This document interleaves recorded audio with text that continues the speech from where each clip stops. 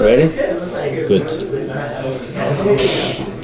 So this week we have a famous episode that happened. We have Klal Yisrael leaving Mitzrayim, and Paroi changes his mind, and he's going to run after them. And Chazal tell us that it wasn't only Paroi behind them; they had the Yamsuf in front of them, and the Chayes Rois on both sides, and it was an uncomfortable situation, to say the least. And the pasuk tells us, Paroi Hikri, Vayusu b'nei Yisrael Seineim, they raised their eyes, and they saw Mitzrayim after them. They remember Vayituku b'nei Yisrael Hashem, and they davened to Hashem. And then, the Rishonim, they said, we should have went back to Mitzrayim, whatever. The kids, they got stuck, they davened to Hashem, and what ended up happening? Rabban Shalom did the nace, right? That's how Kriyas Yamsuf came about. That's what happened. So the question is that it's brought down in Chazal, in the Midrashim. This is a very important episode in Jewish history. Hashem really enjoyed this tefillah, and He was mis'ava ki'ilu for this tefillah. There's a long medrash. I'm not going to read the whole medrash to you. There's a long medrash. It says the Rabban Shalom had a taiva for this tefillah, and it was what saved Klal Yisrael, this tefillah. It's a little bit of a difficult thing to understand over here, but in the beginning of Shlishi it says, so Rashi says that Moshe Rabbeinu also davened. Klal Yisrael davened. Moshe Rabbeinu also davened. What's going on? So the Rebbe told them, Dabrel b'nei Yisrael v'yiso. Dabrel b'nei Yisrael, it's not time for tefillah. And the way the Medrash brings it down, it's I don't know if there's machlokes in here, I'm not getting into the nitty-gritty details, but the Medrash basically says, Kfar Kodmu, Klal Yisrael already davened. It's not time for you to daven. Dabrel b'nei Yisrael v'yiso. However, we're going to learn pshat. We'll see a good pshat. I think we'll see a good pshat by the end of the shir tonight. But what was the big deal with this tefillah? You have to ask this question. L'ch'ura, there is no such thing as an atheist in a foxhole. You know that term? Yeah? Okay, good. I'm just making sure. I said over to somebody, he didn't know what that, he never heard the term before. Okay. No such thing as an atheist in a foxhole. I mean, who else are you going to daven to? Of course you're going to daven to Hashem. What was the big deal with this tefillah? What was the big deal? Oh, and I forgot to bring it. There's a Nefesh Chaim that we have here from one of the you can go get it. One of the Telzers, right? I think it's I don't know, Goldberg wrote a Pirush. There is another kasha, big kasha here in the Psukim. I think it's a kasha on the Psukim. He brings whatever, it could be a kasha on Rashi. I think it's Mefurish kasha on the, whatever. The pasuk says Matitza Kelai. Why are you davening to me? Dabrel b'nei Yisrael v'yiso. On this Rashi, on this Gemara, on this pasuk, Rashi says Dabrel b'nei Yisrael v'yiso. What is that? Dabrel b'nei Yisrael v'yiso shkoyach. Rashi says Alaya Dover Toli. It's on me. It's on me. That's how Rashi learns the psukim. Dabrel b'nei Yisrael v'yiso. I don't need your tefillas. It's on me. And is l'chura, it's a pillar that he learns that it's mamash. There's a Nefesh Chaim in Perek Tes, Shar Aleph. I don't know how to find it in this one. Somehow we can't imagine that. Yeah, Lachem Beish Kirsin. Matitzak Dabra B'nei Yisrael. So Ratzalomer says the Nefesh HaChaim. The Bedidhu Tal Yemilsa. Dabra B'nei Yisrael. So the Bedidhu Tal Yemilsa. She'im Heima you betoikef v'emunah v'bitachon. If Klal was going to be in the toikef v'emunah v'bitachon, v'yisu Allah v'nesei layam samuch libam lo yira ma'oitzim bitchoinam. Shavadei kar lifneim. Oz yigrem like this is earnest lamala. Sheyaseh lehem matneis v'yikra lifneim. The bedidhu tal yemilsa. He learns here on the bottom. He learns that this is not like Rashi. It's not like Rashi. Rashi says Allah never told him. Not bedidhu tal yemilsa. He has the guts to say that. It's a big statement. It's a big statement. Say that Chaim V'Lash is not learning like Rashi, not learning the Pashtas, not learning Rashi, saying a different pshat. But my Rebbe, he wants to be Meyashiv. He says a Moiridik pshat, and here lies a Moiridik Yisoid Rabbi Yisai, a Moiridik Yisoid. What's going on in this whole tefillah, and what is it? What does it mean? Tachlis, listen, we're soymach geula l'tefillah every day. That comes from here. Again, we are giving a lot of credit to this tefillah. But what is it about this tefillah? This tefillah is hilarious. Of course they're going to daven to Hashem. This is a big question. Okay? Are we on the same page? Yeah? Is it too late? No, you got it. Okay? So that's a big question. And then this little shtickle over here, it's a big statement to say that it's going against Rashi. So he says like this. He brings, this is Rav Leuchter's Vadam on Tefillah. Somebody was nice enough to write it out.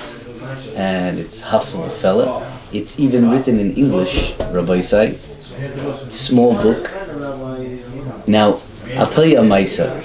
When Rav Olba put out Alei Shur Beis during their Tkufa, Rav Leuchter, gave a shkoyach to the mashgiach. He helped him put it out. They worked together. They were very close. He gave him a shkoyach to the mashgiach. He said, shkoyach for being mishakeach Torah Yisrael. That's what he told him.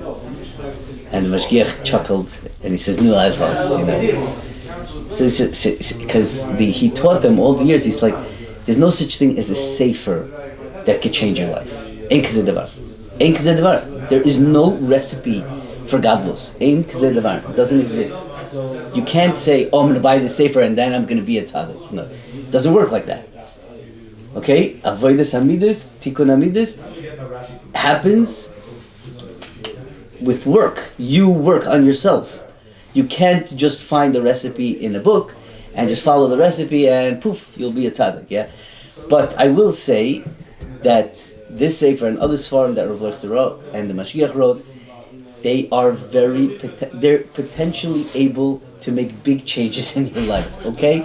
It's not guaranteed. You have to work on it yourself, but this is a hafladik book in Hebrew and in English. It's available. So okay, whatever. But either way, he brings an incredible thing over here. The Mesilas Yesharim, we don't have much more time, but I'll tell you like this. The Mesilas Yesharim speaks about tefillah, not in the prakim that you and I are familiar with. Did you ever finish the whole Mesilas Yesharim? Be honest. Did you ever get to the last parak? Huh? You did. Wow. I never did. Not yet. Okay? So parak Yud Tez. Okay? One of the later prakim. He speaks about tefillah. He says about tefillah. What is tefillah? He says like this. I'm quoting parak Yud Tez. Ha'echad shehu oimed mamish. Right, the first you said. Shehu oimed mamish lefnei ha'bayra yizbarach shmoi v'noise v'noise en imoi aval b'she'ein einoi shel adam re'eyu. Even though you can't see it, but you're noise v'noise en imoi. And he says this is a very difficult thing to do, but if you work on it a little bit, you can get it. Okay, fine. A shtickle arichas over here. But the point is that you're oimed lifnei lefanav v'noise v'noise en imoi. You are handling something with him. You're handling with the Rabbeinu Shalom. Now this is a very hard thing to understand. What does it mean you're handling? You cannot handle any topic unless both of you are sort of interested in that topic. For example, he says a funny. It's not in the Hebrew one. You can't write that stuff in Hebrew. But in the English book, in the English version, he says, let's say two people come together in a business deal. One's a dentist, and the other one's a real estate agent. They can't have a conversation. One guy's talking about Colgate toothpaste, and the other one's talking about multifamily houses. There's no conversation. There is no conversation. They have to be talking about the same topic. This is a big chiddush. What is the same topic? When we're talking to the Rebbeinu Shalom, we have our Ritzonis, we have our Bakashas.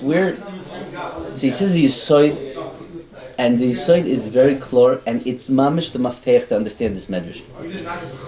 The Rebbeinu Shalom is interested. Ready for this? He's interested in your personal life. Believe that? Sounds like a shocker, right? He is very much wanting you to be matzliach. He wants you to have what you need in order to serve him. Okay? Sounds very, very difficult to understand. No, very simple. Hashem is interested in our simple mitzias and our simple needs so that we can be, avodim. Avdei Hashem. So we don't ask the Rebbe, please, this is the Yesod of this Ramban that I showed you last week. Chatzifa is adifa mibisha, right? Why is it chutzpah? Chutzpah, the tefillah is all about chutzpah. Why chutzpah? What's chutzpah? No, you should ask nicely, please Hashem, can I please have, das and parnasa? Please. No. Chatzifa adifa mibisha. That's what Chazal say. Why? Because you're telling the Rebbe, give me money because you want me to have money. Because I will do good things with that. I will put my kids through school. I will give tzedakah. I will do what you want me to do. So we're not ki'ilu. We are handling. It's a noisev and noisim. There is a meduber over here. There is a common ground. That's the common ground. You are interested in my success. So here, check this out. Now this is unbelievable now. Because when we go back into this medrash now, the pshat in the medrash is hafla v'felah. It's not the pshat, Hashem please help us, we're in despair. That wasn't the tefillah. The tefillah wasn't the atheist in the foxhole. That's not what it was. The tefillah was a expression of an emunah that you can't fathom. What's that emunah? The emunah is that in this shvera matzav, in this unbelievably confusing situation, we believe b'meya achuz that you have our best interest in mind.